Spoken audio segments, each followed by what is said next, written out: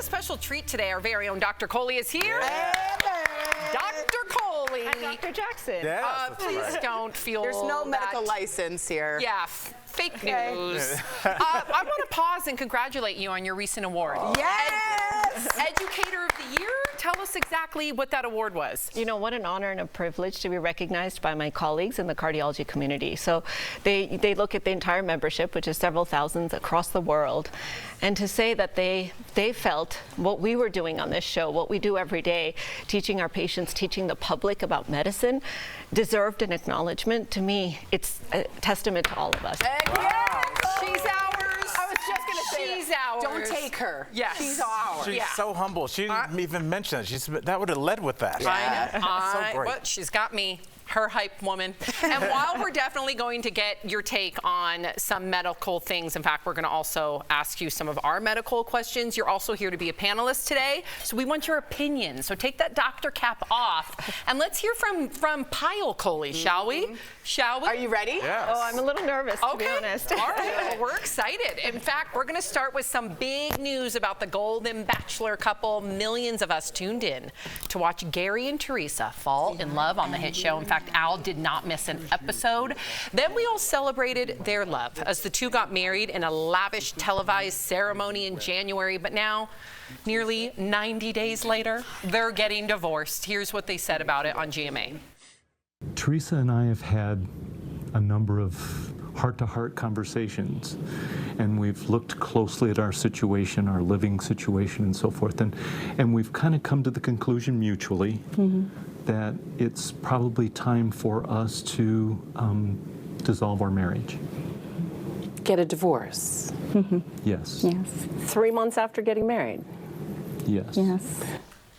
And a lot of people are asking, what about their love? Are they, Sam? Yeah, I thought they were in love. Well, the two insist they are still in love. Watch.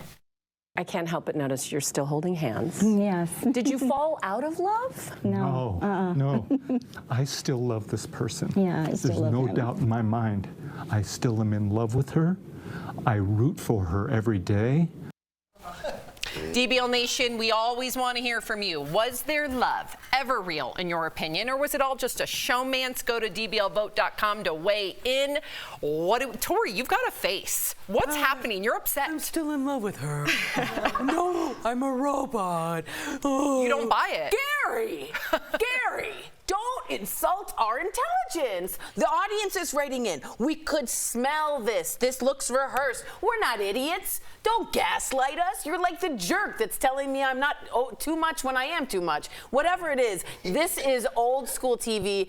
Be more authentic. Find people that want to move across the country. This was kind of a blah ending to me. I love her. I would ask you, Unitone. is this old school TV now? I think this is television Gerry. where, you know, the shows that I still watch, Love is Blind, Married After First Sight. Look, I have no shame in that. You can hear the contestants now saying in real time, I'm worried about how I'll be perceived after the show. And people don't want to hear that. People still want the fantasy. Sell us the story. The thing with these kind of reality shows where they were supposed to give us what we see in soap operas but in real life. So we could see Dr. Coley and somebody fall in love and Right, then but what is continue this? to follow their This story. is bupkis. But now their story is, they're already planned out. Like, how do I make this work? How do I get on the show? Well, but they have no intention of actually being married, where I feel like initially they did. Let me ask Dr. Coley this. So they claim, even though in that GMA interview, they later say we are going to start to look for love separately. Right after they say, but we are still in love. And then they say it's because they didn't want to uproot their lives, which could be true. Both could be true. What is any sort of like mental health, physical health risk that somebody of a certain age uproots their life to go find love? So To go find love. I'll start by saying I agree with everybody up here. I mean, I don't think this was really love. Okay. And I think a lot of this, and this happens more in our seniors, is that we are people pleasing as a society. So psychologically, if we take out the kind of malignant intentions that they're doing it just for attention, is that we get caught up in momentum. We get caught up in what people perceive. And it heavily influences our behavior. And they were expected to get married, and so they got married, whether it works for them or not. But having said that, in our senior community, there's actually a medical condition called called relocation stress syndrome. Oh. Yeah, which is a phenomena where if you uproot somebody from the life that they've known for their entire lives, take them somewhere else, they can have anxiety, they can have depression. These are mental health effects, but it can also impact their longevity, their life expectancy. We see this more in widows, we see this more in women over men, and we see this a lot in elderly people, especially those with decreased cognition. Whoa. So disrupting your environment, your family, your friends, your grandkids, your children, and moving you to somewhere else for love.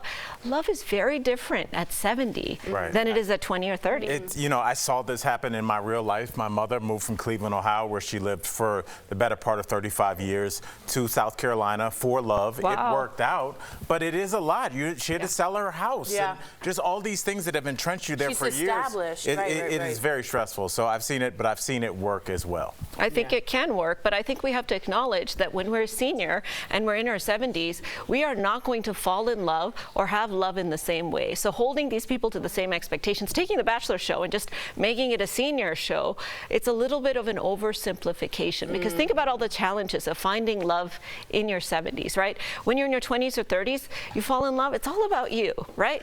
The life that you want, the family that you want to make. But all of a sudden in your 70s, you're a grandparent, you're a parent, you got, you know, siblings that might be aging, you got something else going on with your own friends that health. have been friends for 30, 40, 50 years. Yeah, and your own health issues. And all of that plays into whether or not you're going to fall in love and the decision making of what to do about it. So maybe not Golden Bachelor, but like Christine. the Brass Bachelor, Or like a maybe little younger, or you know? maybe the Golden Bachelor, but in a state. In right? one state, right? right. Everybody from Colorado, Maybe, everybody from right. California. Right. Or maybe it doesn't have to have that same ending. A happy ending doesn't have to look like two people getting married. And that's what our society has There you become go. now. That's lovely. We have redefined relationships that we can do whatever we want. And we want to make sure our seniors feel like they can fall in love, but do it on their terms, not having to move in and get She married just and give hit up the with nail it. on the head. Yes, she That's what did. it should be. Yeah. Somebody call the producers, please. They're right Let's there. see, not our ours, producers. Al. Follow along. Let's see what our viewers God. have to say.